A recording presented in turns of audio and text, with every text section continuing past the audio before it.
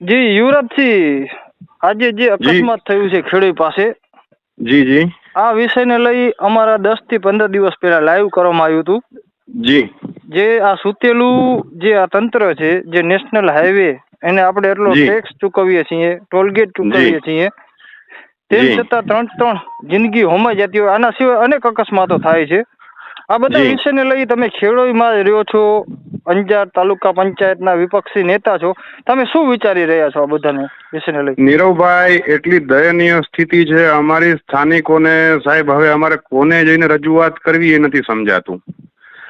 સ્થાનિક ધારાસભ્યશ્રી હોય, સાંસદશ્રી હોય, નેશનલ હાઈવે ઓથોરિટીની ઓફિસે ધક્કા ખાઈને થાકી ગયા છે. અમારા રસ્તાની એટલી ખરાબ હાલત છે, અમારા સર્વિસ રોડની એટલી ખરાબ હાલત છે.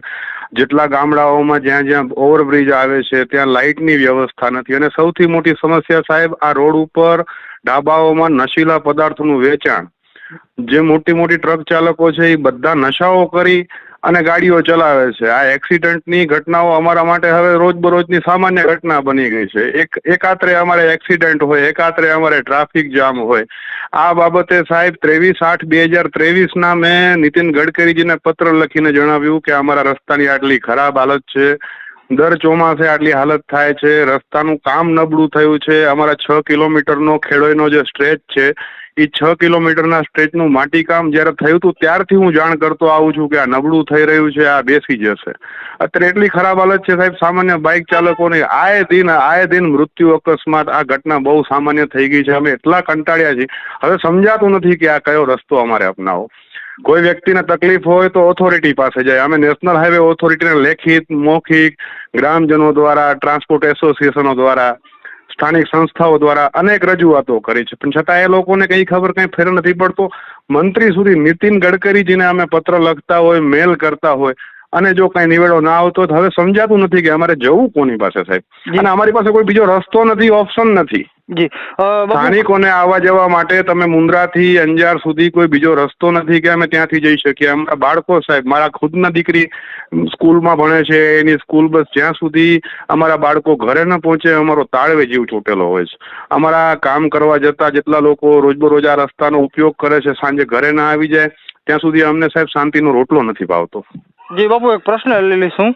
આજે કચ્છની જનતાને આપણે આખા વિશ્વમાં ખમીરવંતી માનીએ છીએ, તો બાપુ પછી કેટલી ખમીરી હોય, પોતાના બાળકો ઉપર આવી બને, પોતાના જીવ ઉપર આવી બને, કોઈકના ઘરનો માળો ભીખાઈ જાય ત્યાં સુધી મોઢામાંથી એક શબ્દ ના બોલવો કે અમારું વહીવટી તંત્ર નજરની સામે આટલા મોટા મોટા ખાડા હું જઈ બાપુ લાઈવ કરું જીવના જોખમે, કોઈક વાહન ચાલક અમારા ઉપર ગાડી ફેરવી નાખે ધ્યાન ન હોય ખાડો બચાવવામાં, કેટલી વાર લાગે? તો બાબુ હવે કેટલી ખમીરી કામ આવશે? પોતાના પુત્ર સાહેબ, આ ખમીરવંતી જનતાનું જમીર મરી ગયું એવું મને લાગે છે. ન માત્ર જનતાનું, પત્રકારોનું, તમારી જેવા નીડર પત્રકારો કોઈ છે કે જે હાઈવે પર જઈને સ્થાનિક જઈને આ વાસ્તવિકતા બતાવવાનો પ્રયત્ન કરતા હશે. બાકી 10 થી 15 હજાર વાહનો રોજ આ રસ્તા ઉપર ચાલે છે, નાના મોટા. તો જે નાની ગાડીઓ ચલાવતા હશે સ્થાનિકો હશે, શું એમને નહીં દેખાતું હોય સાહેબ?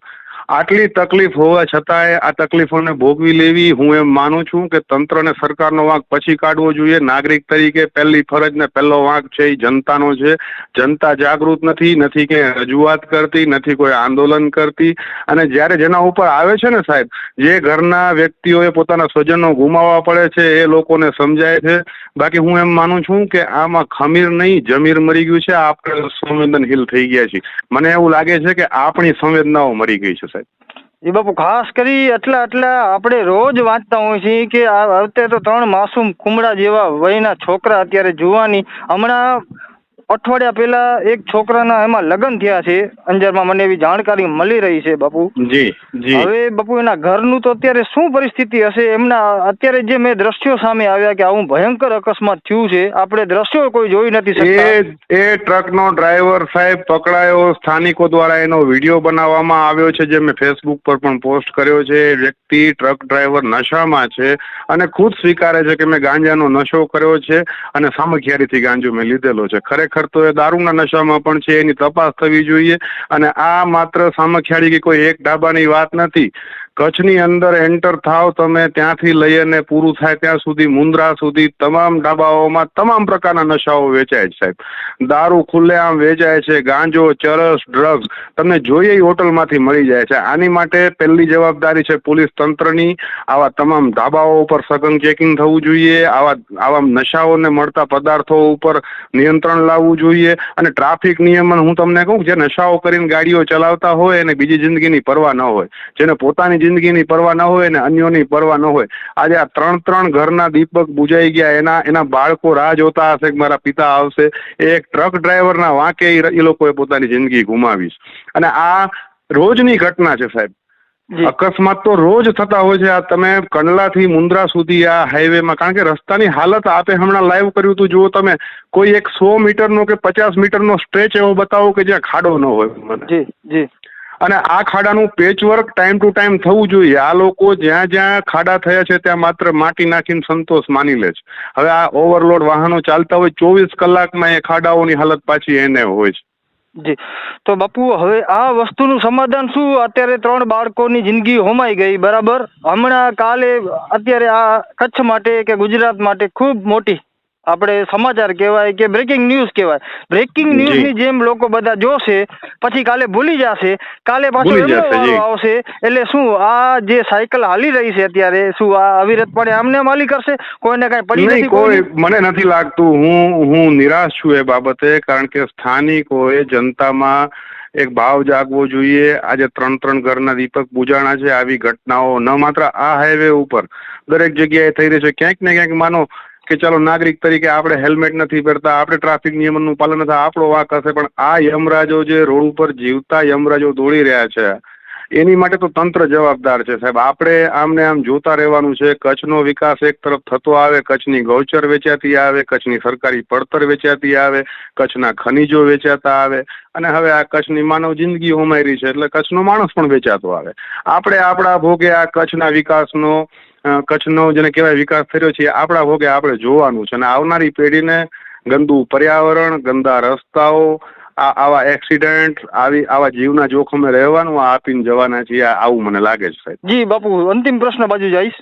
હવે તમે અમે વાત કરી કે તમારી જે દીકરી છે એ અભ્યાસ કરે છે અંજારમાં. જી.